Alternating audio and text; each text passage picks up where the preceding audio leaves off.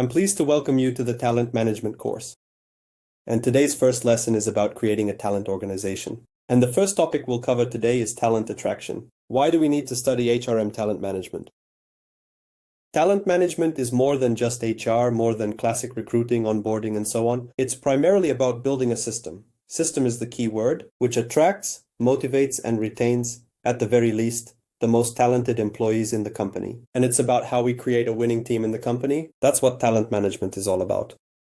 This is the course website, and in this course program, we'll study the overall concept of talent management today and talk about attracting talent. In the second session, we'll discuss how to select the most talented employees from among the candidates. In the third session, we'll cover how to develop talents. In the fourth, how to reward them. In the fifth, how to manage and evaluate their performance. In the sixth, how to manage careers and handle succession planning. In the seventh, how to work on their engagement and retention. And in the eighth, we'll discuss which culture is most effective and what automation systems are available for talent management. That's the course program. I'll tell you a bit about myself in case we haven't met. My name is Mike Pritula. I've worked for Alpha Bank, STV TV channel, Wargaming, Preplay IDL, consulted for LaForce, and created Mike Pritula Academy. In various companies, I've held different positions from recruiter and trainer to head of recruitment and onboarding, HR director, HR business partner, head of the total rewards department. I've implemented various projects, and my employees and I have formed more than one HR team and overall business team. So I'm very familiar with talent management. When I worked in recruitment, I had many awards, wins, even got featured on a magazine cover, diplomas, a ton of conferences. I'm showing off, bragging a bit. And I have 3 international certifications. The Academy has been around for a long time, 13 years. We've been growing for 13 years. Although you could say that before the online academy, I conducted offline recruiter training, so you could actually count from 2010. And by the way, I'm currently waiting for my silver button for the academy. It's on its way, probably will be delivered tomorrow, finally. In my work, relying on best practices, I share not only my experience in this course and others, but also the best practices from around the world. I would be grateful, especially for those who will be watching on YouTube. You are already doing this. I remind you to write in the chat, or more specifically in the YouTube comments, what you do for work. And let me remind you about homework assignments. Completing them will allow you to receive a diploma. They should be done after each lesson. Do not delay, and make sure to get feedback. We issue the diploma on a great AB platform. It is really impressive. Today we will discuss what talents are and how to measure them. The A players concept, strategic talent planning, employer value proposition, employer brand building, and talent adaptation. Our task will be to examine all human resources practices from the perspective of their interconnections to build a management system. What is the essence and purpose of team management? Why is it even necessary? Why cannot we just focus on recruiting, onboarding, training, development, and so on? I have many approaches to explaining what team management is, many perspectives, but I like this very simple diagram the most. It talks about 2 simple things. You have positions or roles in the company at different levels. The most important so-called A roles. The second most important are B roles, and the least important are C-level roles. That is, A roles have the most impact on the business. These are the people who drive the business forward. B roles have some influence, but not as significant. C roles are necessary. You cannot do without them, but they do not significantly impact the business. Cleaners, drivers, security guards, and so on. And the idea is that there are employees of different levels in the company as well. There are so-called A players. These are the most promising, the most effective ones. There are B players, these are the average ones, and there are C players, these are the ones who lag behind. The idea of talent management is to find A players in the organization, in any position, and move them into key roles. In other words, to build a system that constantly evaluates employees, identifies them, and continuously moves them into more important roles. And this drives the company forward. This contributes to the company's growth, increased profitability, innovation, and so on. This is the essence of talent management. Because we can also look for employees for roles in the market, but very often we make mistakes. Very often people don't fit in, but when we build a system where we find talent in the market, but also continuously grow, develop, increase efficiency, and retain talent internally and so on, then we make far fewer mistakes, and we get a higher concentration of players in key roles. This is the experience of the world's most famous companies. This is what McDonald's does. This is what Mars does, known for their famous chocolate bars. This is what Google does. This is what they try to do within Microsoft, General Electric. They cultivate their talents internally. Let's move on. There's a concept of talented employees, often called HPS. Well, in fact, there are many terms for talented employees. Key employees, talented individuals, talent pool. Let's try to get a bit more familiar with this concept. So HP is an abbreviation for high potential. We'll also discuss the topic of potential today. That's what this term means. If you agree that people are your most valuable asset, then you should know that high potential employees are an even more valuable asset. According to research by SHL, a company known for employee assessment, talented individuals are twice as valuable to a company as regular employees. So if you know how to build a management system in your company, you get more of these HP employees, and their value is at least twice as high, according to SHL research. In other words, to put it simply, one talented employee replaces two regular employees. When we can no longer afford an unlimited number of employees, when employees become more expensive, especially in IT companies, we try to work within the number of people available to us to gather the most effective employees. In the past, when labor was cheap, well, someone might work for two, someone for one, we just hire more employees. But now we can't afford that because labor costs are constantly increasing. Here's another interesting statistic from SHL. A company with a strong leadership team has twice the revenue and profit. However, 50% of HR professionals are not confident in their HP program. 5 out of 6 are dissatisfied with their talented employee program. 55% of people will leave the HP program within 5 years, and 1 out of 7 employees is mistakenly included in the talent pool. This tells us two things. On one hand, it's very important to have talented employees and know how to work with them, but at the same time, few can do this perfectly. That is, many mistakes are made here. First of all, errors due to the lack of a systematic approach and the failure to apply best practices. So we will learn how to avoid these mistakes, how to build a systematic approach, and link it to the company's strategy. I call this course Strategic Talent Management. That is, talent management that works towards the company's strategy. So the conclusion? Potentially this means that most of your investment in the HP program is wasted at best, and at worst, feeds your competitors with your most valuable people. This is what I want to explain to you so that you clearly understand it for yourself. Look, if you create a talent pool program, include people in it, invest in their development, send them to great training sessions, international conferences, hire coaches for them, bring in the best mentors, and then do nothing with these people. Don't promote them to important positions, don't give them any assignments, don't involve them in projects, then these people, after receiving development from you, leave for another company for a higher position, and you end up having prepared this star for someone else. But that's absurd, wouldn't you agree? You can't do that either. And if you don't build a system, there's no other way to do it. So let's clarify. We can have an employee with high potential, and we can have a high-performing employee. And these are different things. It's not the same thing. Look, only 1 out of 7 high-performing employees is a high-potential employee. What is potential? Potential refers to a person's ability to occupy higher positions. If we say that this employee has potential, this means that we see that in 1, 2, or 3 years, this employee is almost guaranteed to be able to take on higher positions. This is called having potential. As a rule, having potential is related to a person's characteristics, their skills, and their experience. Let's move on. Let's continue to delve into the topic. The correct selection process, promotion, or inclusion in a program based solely on effective performance is a big mistake. And this is one of the most common mistakes that companies make. What do? They evaluate people's results in various ways. And if the results are outstanding, they promote these people to higher positions, for example, turning experts and specialists into managers. And they make 2 mistakes at once. They lose a great specialist and they get a poor manager because they don't take into account the concept of potential. That's how it is. Let's continue.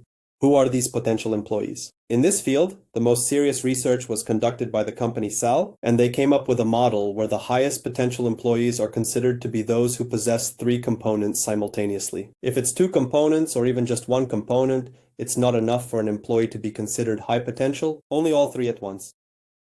First, a person must have aspiration, must have ambition, must want to grow. A person should not be satisfied with where they are now. They should want to hold higher positions. These ambitions can be hidden, these ambitions can be obvious, ambitions can be nurtured, but they must be present. Second, ability. That is, the employee should have the ability to be effective in more responsible or senior positions. Typically, these are personal characteristics, competencies, experience, what we call knowledge, skills, and abilities. Those who improve themselves, who develop themselves, who have talents for a specific position, they have the abilities. And finally, engagement. Engagement is how involved a person is in the organization, how committed they are to the organization, because there are people who have ambitions, have potential, but they hold a grudge, resentment, or anger towards the organization, and they start to retaliate against the organization instead of developing within it. Of course, in this case, there can be no talk of potential. How to select potential employees? Well, since the model consists of 3 components, you need to learn and implement a continuous assessment of 3 things. You should assess people's aspirations and critical behaviors in career management to understand whether an employee will rise to a higher, more complex position and turn this motivation into career success. You need to assess future managerial leadership abilities to know whether the employee possesses the competencies necessary for success in more senior and complex positions. Some people simply have expert talents. They need to remain experts, and they don't need to be managers. And an engagement assessment to determine employees' interest in the organization and whether they see it as the best place to achieve their career goals. What could be the right ambitions here? They won't necessarily be the same for everyone. It could be immersion ambitions, people who seek roles that require above-average personal commitment, even fanaticism. Activity ambitions. They prefer a fast-paced, multitasking work environment. Power ambitions. They want to be able to train, influence, and shape how things are done. Interest-based ambitions. They seek roles and assignments that provide variety and stimulation. This right here, when I was building my career, was my main ambition. I was interested in trying everything, seeing how it worked, learning best practices, and implementing them. From there, I became a coach.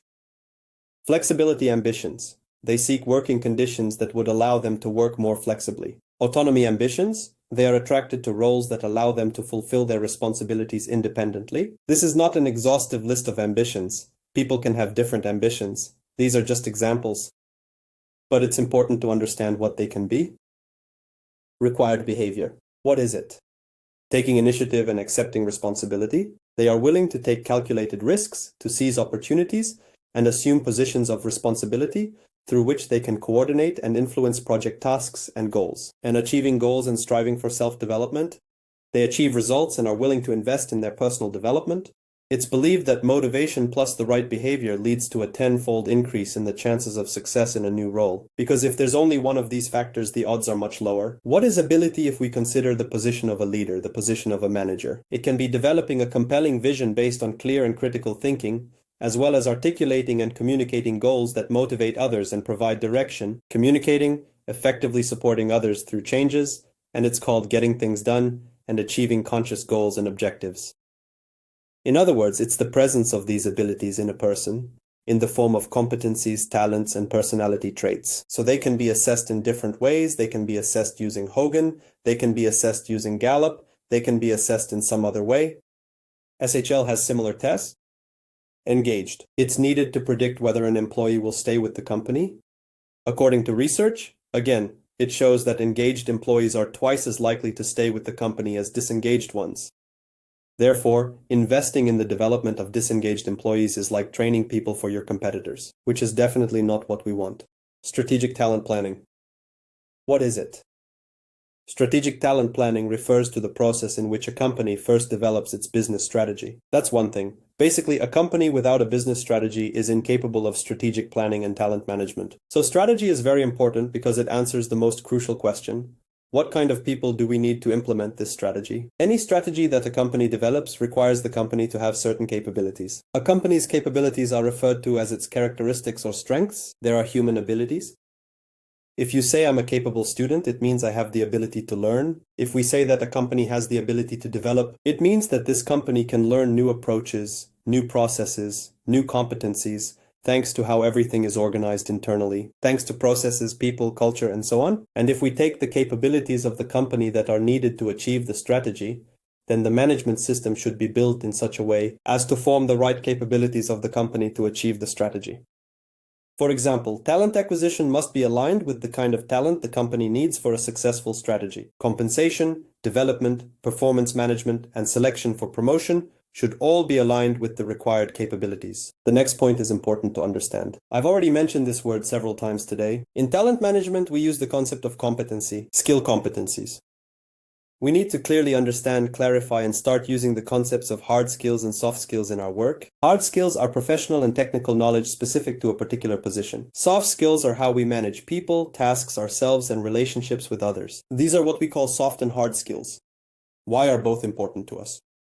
Because an employee's efficiency and effectiveness are achieved through three components: what the employee does, how they do it, and why they do it. And the what, how, and why depend on a person's competence, that is, their professionalism, skills, behavior, and values. Here is an example of a competency. A competency typically has a name, a definition, and a set of indicators. Indicators can be negative or positive, which help us compare a person's behavior with the indicators and determine whether they have the competency or not. What actions should HR professionals take within talent management to manage talents? And that is what we will be exploring further in this course. First, HR should prepare a succession plan. For key roles in the company, on one hand, you identify these key positions, and on the other hand, you create a talent pool and develop people for these key roles. HR should work with a potential matrix. On one hand, we know how to work with people's performance. On the other hand, we must learn to assess potential. We should categorize all employees based on different levels of performance and potential, treat them differently, and develop them differently, and manage their careers differently. For each employee, depending on where they fall in this 9-box matrix, a different fate is destined. Some we promote, some we keep in their current position, and some we let go. Next, in terms of attracting and retaining talent, we must learn to use an approach called the employee value proposition. We must understand that salaries, bonuses, and benefits packages alone are not what attracts, motivates, and retains talent. It should be a broader perspective. Again, that's why we're covering the topic of rewarding talent in this course. Because for many talented employees, how the company manages performance, how the company develops them, how the company recognizes achievements can be much more important than how much the company pays or what benefits they offer. Employer branding is also a very important and powerful tool in talent management, because the brand, on one hand, helps to attract people and reach those talented employees. Hey guys, do you want to work for a company like this? We know what you need. And we are such a company. Look at what we're like, and then retain and motivate them, because attracting them is not enough. It's important to understand and not confuse concepts like the employee value proposition and employer branding. Very often, employer branding is represented by pretty pictures and sweet slogans published on the website. That's not the case. This is only one side, and the less important one at that, while the other side is more important. This is the employer's value proposition. Let me draw an analogy. Look, if you've ever seen an open ATM, or a ticket printing machine, or a coffee vending machine, you might have noticed that inside it has a bunch of complex mechanisms. Although it looks very simple from the outside, we rarely think about the fact that this simple thing on the outside has to have different mechanisms inside in order to work. Likewise with the employer brand. If a company wants to write something beautiful about itself somewhere, to make a statement, it is not enough to build only a shell. We need to create systems within. If we write in nice, sweet words on the website that we have career advancement possible for everyone, then that means there should be a bunch of programs inside that evaluate employees, make development plans, give career counseling, and so on and so forth. So there must be a lot going on there. And some companies, they do what I call employer rap instead of employer brand. Like this dwelling commercial about an ATM machine with a man sitting inside and doing everything with his hands. What is an employer rap? It's when a company describes itself nicely as an employer, but has nothing inside but a puffing ball that tries to do something with its hands, without any systems, without any processes, and so on. Then it's just a wrapper. Those are beautiful words. People quickly realize this and companies don't stay. Employer brand is also important to communicate to people what kind of company we are, and that we are a good company for them, if not the best company. There's this great quote by Jim Collins in the book From Good to Great.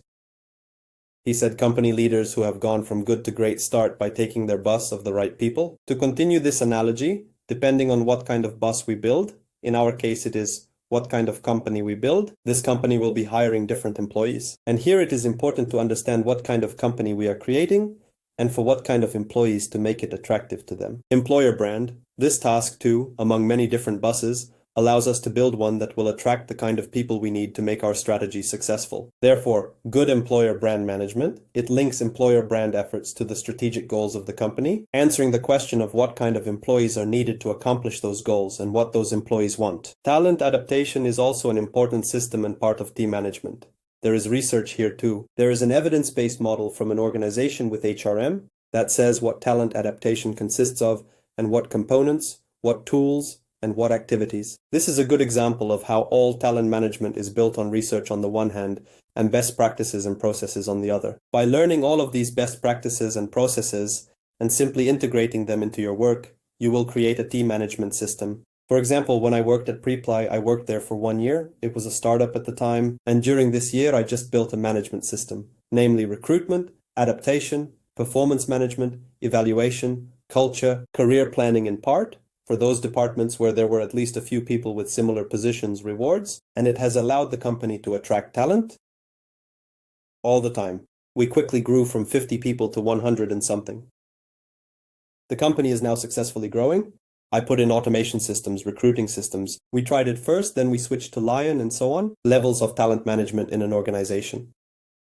Here's a very interesting one too, to summarize for today's session, so that you can compare your company and see where you are. Look, the first level is basic. The company hires employees chaotically and there are no development programs. Employees in general have little interest in the company. Level 2. The company's criteria for evaluating candidates at entry and the first employee development program appear. However, there is a lack of systematicity. Level 3. Competency language and tools for assessing them are emerging in the company. For example, competency-based interviewing, a 360 assessment. An automation system for better talent management and advanced development systems are implemented. And finally, the highest level, level 4. In the company, all information about employee competencies and talents is transferred from recruitment to all subsequent processes. There's an advanced career management system, performance management, and most vacancies are filled from the talent pool, like in McDonald's. They only hire people for entry-level positions in restaurants and then develop everyone internally. Homework assignment. Using this scale, assess the level of talent management in your organization. And please describe all current talent management activities in your company and provide 5 recommendations for their improvement. Books like The War for Talent, The Talent Code, and Delivering Happiness will help you better understand what talent is and how to work with it. Next, we'll discuss how to select talent. That's all for now. Thank you to everyone who joined me online. If you haven't joined the course yet, join us and learn how to work with talented employees. Bye-bye, friends.